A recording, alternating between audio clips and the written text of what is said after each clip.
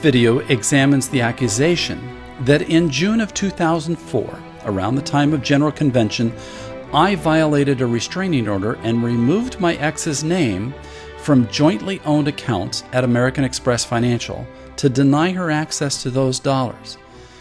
We detailed the source of these accusations in the previous video.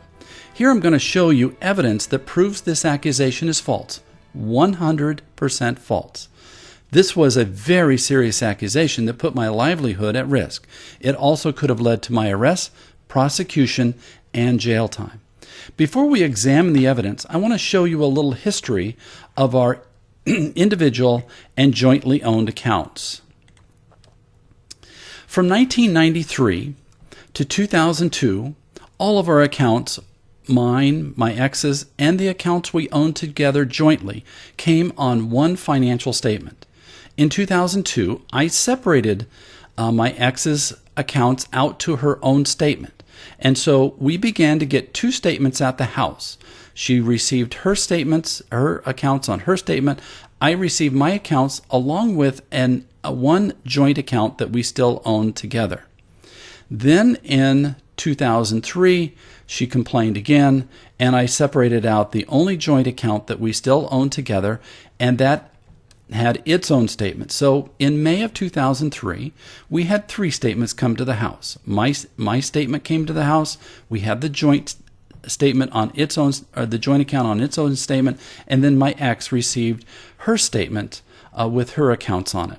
In June of 2003, the investments in that joint account were sold and the account was closed, and the proceeds from that went to pay for a roof on our house.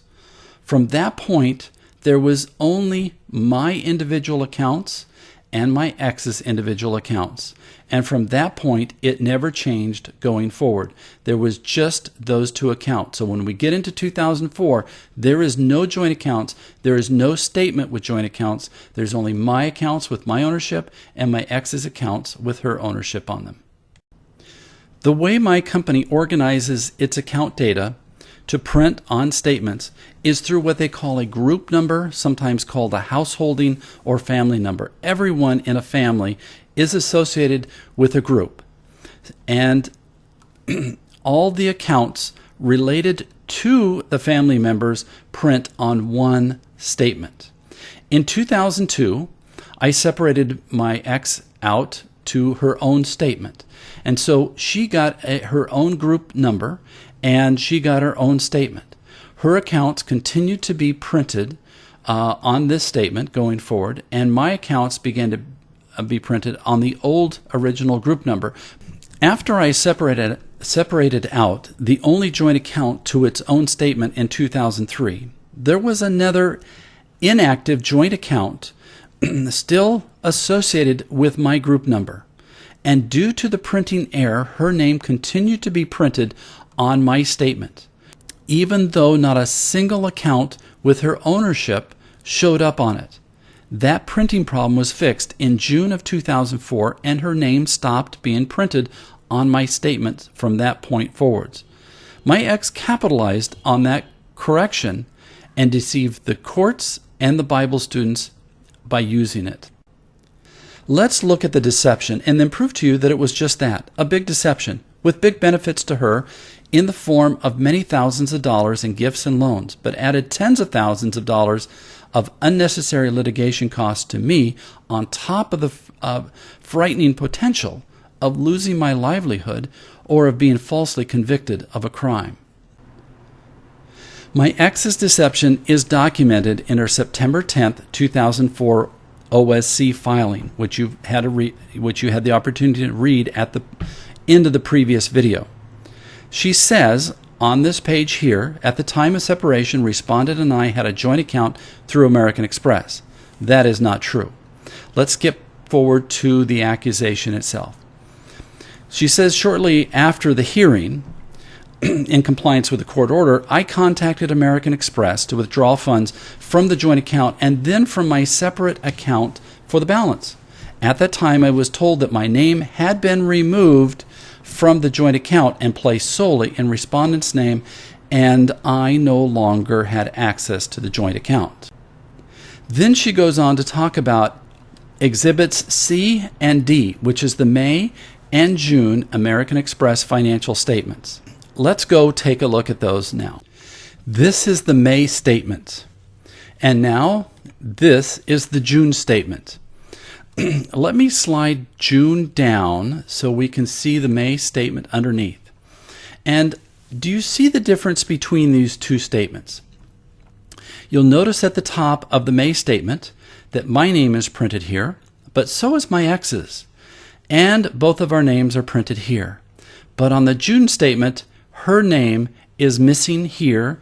It is also not printed over here.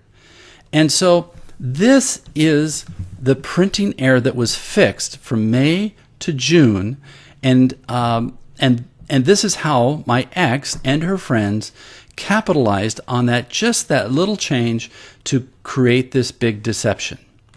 Let's now dig into the June statement and see if what my ex is saying is correct and that there are no accounts with her ownership on it. So let me scroll down to this summary page because it shows all the accounts that were owned and everything is just detail after this. But we look here and we see that of these kinds of accounts, my ownership is on here and my ownership is on here. My ownership, mine. Again, it's just my name, and again, just me. There isn't a single occasion on this summary page that shows my ex's name. Is it possible that I did remove her name from this? Well, now let's go take a look at the May statement and look at the same thing. Let's scroll down to that same page and take a look. Well, where is her name? Oh my gosh, it looks almost the same. In fact, let's slide them to the side and see if there's any difference.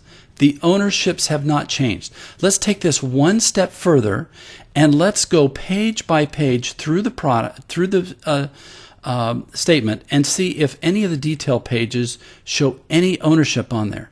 Here we're at the cash management fund. Is her name on there? Nope, it's not there. Let's keep on going. We'll keep looking. How about this mutual fund here? No, her name's not there either. Let's keep going. How about on this one?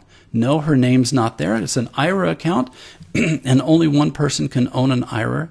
This is another IRA account, and no, her name's not there. And we keep going. Let's keep looking. So this is detailed here, and is her ownership here? No, it's not there either. So let's keep going. We should find something by the end with her name on it, because she said that in May she had a joint account that she could access, and that in June we're at the end. We've reached the end of the statement. There is none.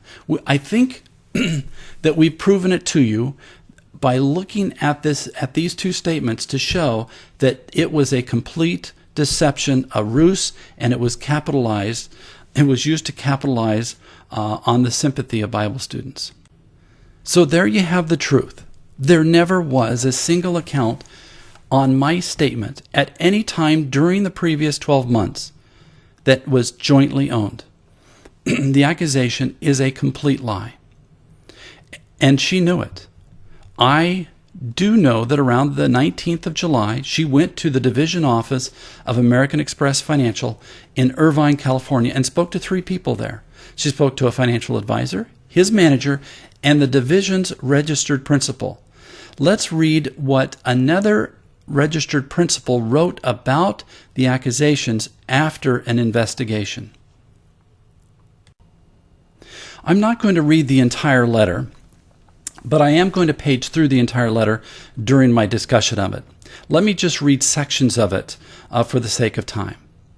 In an effort to fully examine these charges, we have, at Mr. Waggoner's request, looked back over the records to the beginning of 2003, 18 months longer than the accusations suggest. We contacted the parties here at American Express Financial Advisors who spoke to Mrs. Waggoner. No one has suggested they told Mrs. Waggoner what she claims. They said to her they would look into the matter for her. We examined our records here at American Express Financial with regard to Mrs. Waggoner's individually and jointly owned accounts and have not found a single account with any change of ownership on it, nor there was no account with Mrs.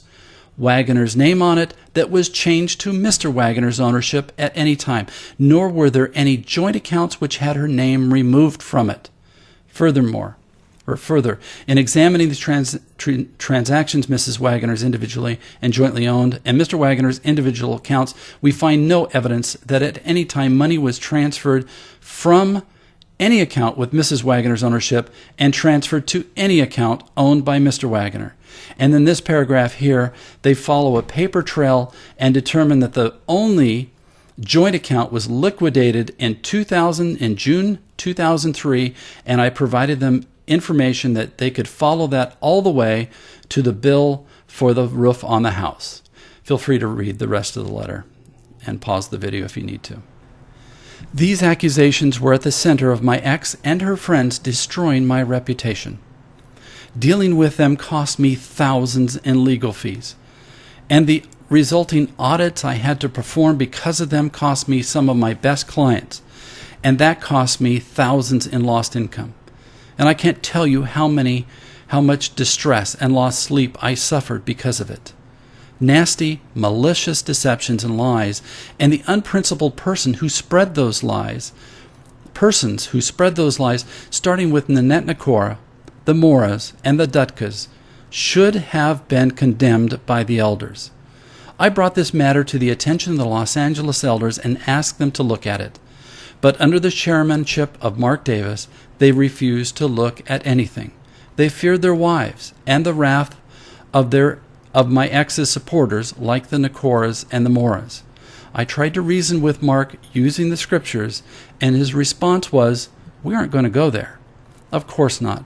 They had not gone to the scriptures in the first place to seek its counsel. It was a matter of politics. It's better that one person's reputation die than to upset the entire ecclesia. Those who spread these lies in an effort to destroy me remain in good standing. I was guileless, innocent, and acted at all times with integrity. But my accusers and the leadership found my destruction acceptable. Oftentimes, at the end of an era, we find this very pattern of behavior. Thus, I file this video under Exhibit A, primary evidence that the era of the Bible students is over. Please proceed to video A4, where I will talk about an American Express Financial Advisor's form that I asked my ex to sign. Thank you for watching.